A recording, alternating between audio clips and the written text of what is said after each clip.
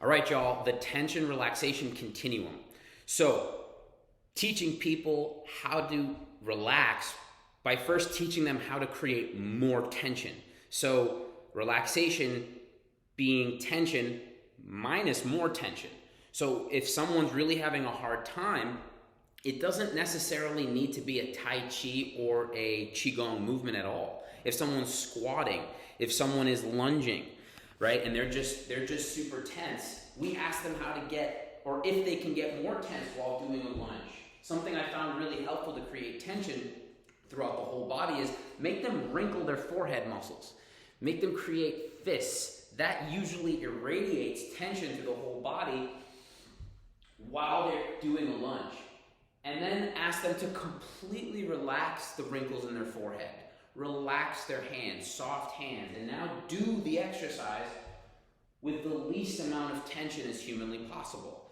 So that we're teaching people how to dance back and forth along this continuum of tension and relaxation. So I'm going to teach you guys 3 of the 12 fundamental coiling movements of Qigong. If you go to my YouTube channel, there's all 12 movements there, so feel free to go practice them and have a blast. Shoot me some questions if you have any questions about it and how to tie it into a actual clinical practice with wrist, elbow, or even shoulder pain patients. All right, the first one is called White Crane Spreads Its Wings. So you're essentially taking your wrists and you're flexing the wrist as hard as you can.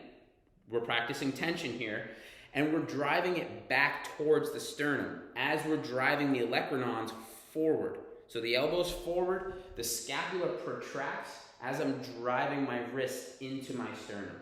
I breathe in, and then I breathe out. And now as I breathe out, I'm envisioning my middle finger being the axis of rotation. So I'm going to swivel out and then swivel back in. Out, in. Breathe out when the hands go away from the body.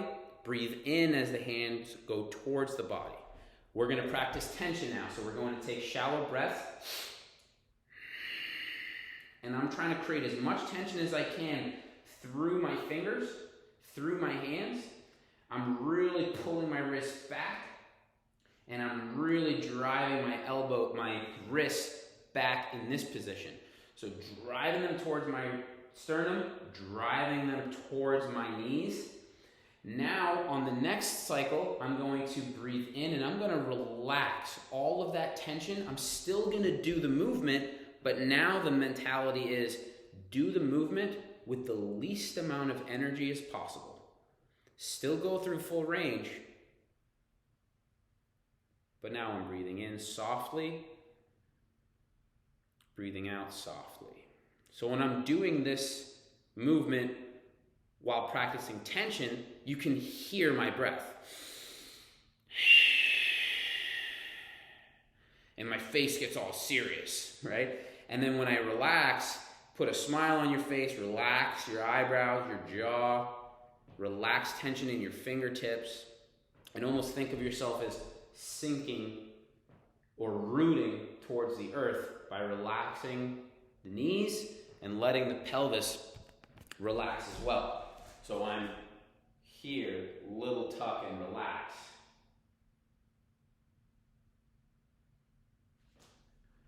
So that is the White Crane Spreads Its Wings.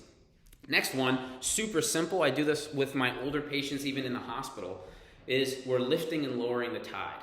So I'm lining up my middle fingers, I'm exhaling as I push down, and then I'm inhaling as I come up. Exhale, inhale.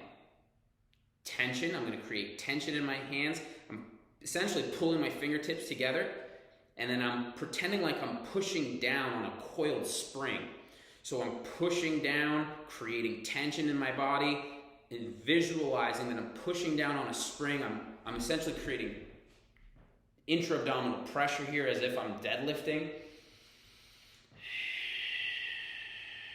And then on the next rep, I'm going to go completely soft. in, out. And now I'm visualizing my hands floating in water. So I'm pushing down gently into the water. I'm letting my hands rise as if I'm in water. You know, when you're in the pool and you don't do anything and your hands just float up to the top and they just hang out there. That's the feeling we're going for. Breathing in and breathing out. One last little tip that I'll tell you guys in terms of breath work with this, right? So when you're teaching somebody how to relax, creating what we call power breathing, where you're creating a lot of intra-abdominal pressure and your breath work is actually very noisy and audible, especially if people are in the room with you and you look weird. But then, so that's tension, breath work. We take it to the very other end of the continuum, relaxation. And in Tai Chi, one of the cues is you want to breathe so softly that you can barely hear your own breath.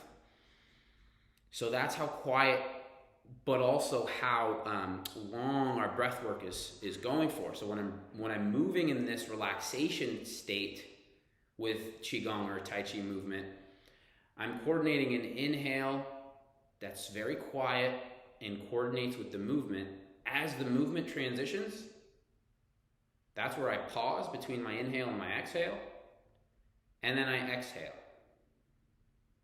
And you might feel a little breathless when practicing that way, and that's okay. That's actually training lung capacity in a certain way, and it's actually training our CO2 tolerance, if you will. That's a whole nother discussion for another day. But if you're interested in learning more about CO2 tolerance and CO2 sensitivity and breath work and breath holding, The Oxygen Advantage is a very, very awesome book for that.